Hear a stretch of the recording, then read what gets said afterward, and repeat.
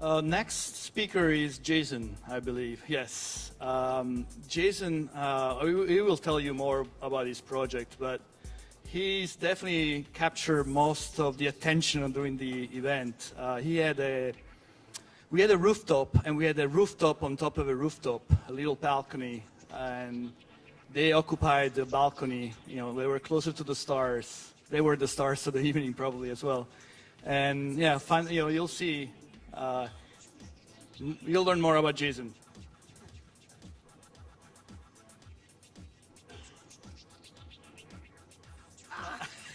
Okay. Where's the? Can you lead me a finger to the computer? Okay. Let me prepare your.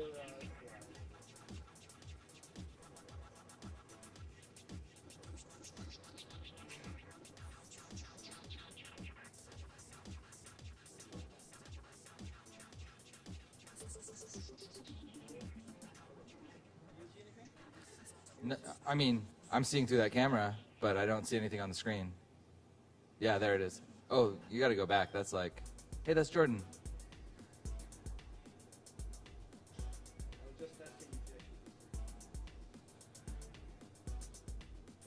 Yeah. Okay, wait, I need a little bit of, okay. Aha, okay. Hello, everybody. My name is Jason Wilson, and I run a project called the OuterBody Labs.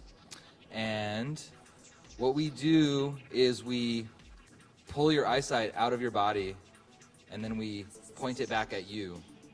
So you're watching yourself from a third-person perspective while you're doing one of many big array of activities, contests, games, competitions, whatever. So we this whole thing started in 1995 with an exhibition that I did with a collaborator named Finn Sloyan here in San Francisco that was called The Importance of the Eye. And it started with this question of how much does your eyesight have to do with the location of your sense of self? If you can pull your eyesight out of your body, will you be able to pull your sense of self and your sense of consciousness out of your body as well? Is it that easy to make a technologically induced out-of-body experience? And so we set up an apartment, we built an apartment inside of an art gallery that we could live in that had everything we needed, and we kind of invented this system of goggles that were hooked up to a camera that could only see you. And stayed in there for an entire week, and people came in and visited us and totally screwed with our minds, and we screwed with our own minds. And a lot of very interesting stuff happened, but I'm gonna skip. I have other talks that talk about what happened then.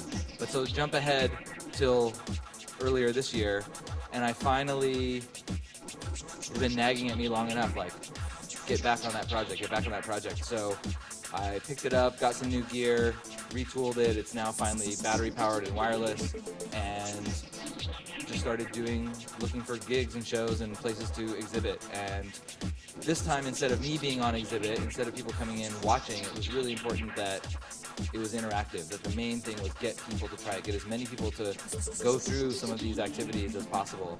And how do we design activities that can give someone that experience in just a couple of minutes instead of having to spend an entire week or days or hours? And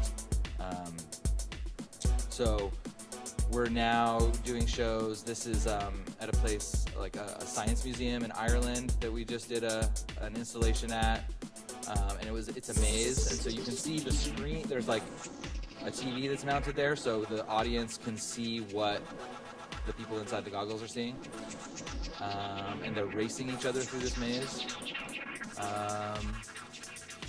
This is at the Art Murmur. We try and go out there each month and set up either a maze or some kind of game. It's a really fun environment to get people engaged with. We were at the Treasure Island Music Festival. This was like some new art gallery in Oakland. They were doing a whole show on self-portraits, and so we've been doing a bunch of drawing activities, and we wanted to do specifically a self-portraiture thing. So you can see a little bit on the edge of that image. You can see the image that he's seeing of himself while drawing himself, seeing himself. this is a fundraiser for BRAF. We've been doing like tech conference things, so like augmented reality things. This was a conference called Life 3.0. Can't quite see what this is.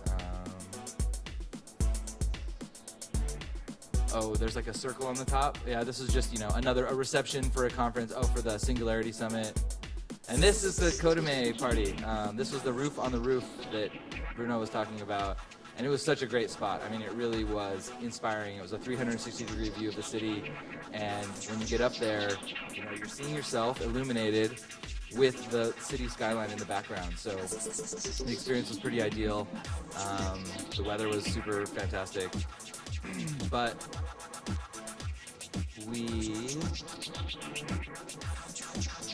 okay, these are people playing with some boxes.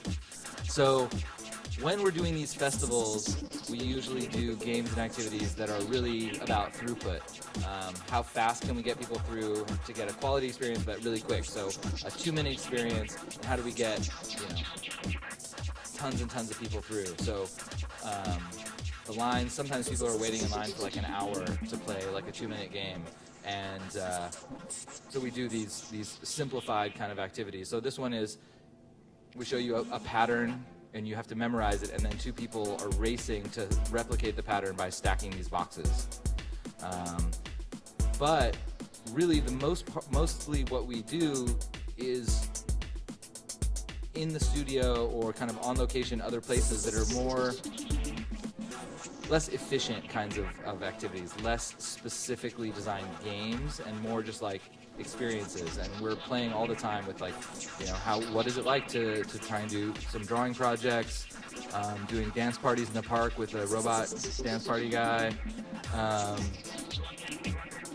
doing things with like that you wouldn't expect to be hard, like taking a picture of yourself, but when your eyesight is completely somewhere else, it's really awkward to even remember that you have to turn your phone around to see what you're going to be taking a picture of. Playing with perspective and a moving camera, and what happens. So, everybody who's wearing goggles has the same view. They're sharing the view. So in this case, they're both seeing her face. Dodgeball.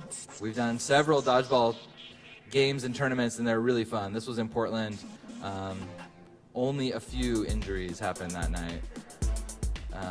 There were some people LARPing out on the street during the dodgeball game, and we come in here, try this out. Got them to try it. It was pretty ridiculous. So this is kind of a puzzle-based activity. There will be these objects scattered around the room, and the people with the goggles have to go, up to 4 people find the objects and sort of figure out how they fit together and what they can do with them. And you see the guy has a bag over his head. Very bizarre thing happens when you put something over your head. It doesn't change what you're seeing at all, but there's some other physiological responses that happen where you're kind of really on edge. You feel like you should be blind, but you're not, and so you get a little edgy. And it's interesting. So this, they're obviously kind of trying to coalesce into a face.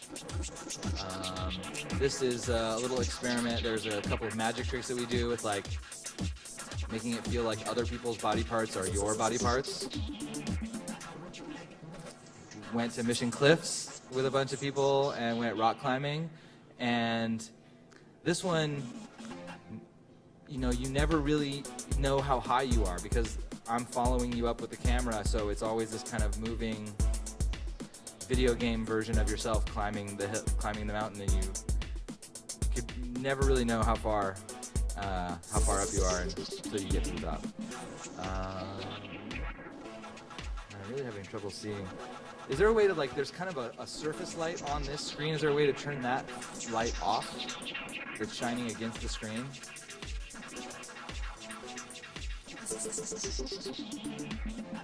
Thank you.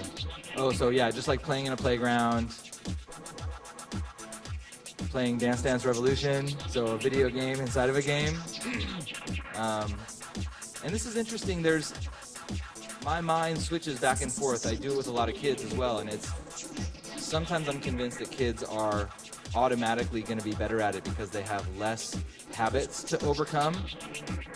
But then sometimes I'll do like a kids party or something, and half of the, just as many of the kids will totally suck as the same percentage of adults. So I go back and forth in terms of what's really there, but this kid was rocking the Dance Dance Revolution.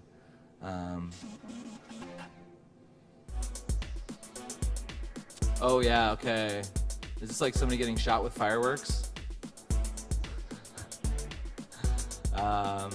So this guy had no idea what was going on. It was like a surprise ambush, and we turned the camera on and just like, oh, what do you see? He's like, oh, I see a guy dressed in a silver suit. Oh, whoa, that's me. And all of a sudden, like 30 of his friends started shooting fireworks at him. And so he just sees himself trapped in this yard getting ambushed. So yeah, people have fun with it. That's the part that just keeps, it's really stimulating and interesting and confusing, all of these things that happen, but for the most part, it's all like, it's what really drives me to keep doing it and keep playing and keep experimenting is just the fun. People are have these grins on their faces the whole time. So we're here in San Francisco. We are doing some of our next upcoming things. We'll be in LA for the Extreme Futurist Festival. We'll be doing a setup down there. It's like late December, 21st and 22nd. We'll be doing a sampler night at the studio on the 28th here. And then in February, we're doing a thing called the All World's Fair, which is like a big art festival in the old Mint building. And yeah, I would love to collaborate, play, have more gigs, travel, and just keep working on this stuff. So please get in touch. And I guess that's it.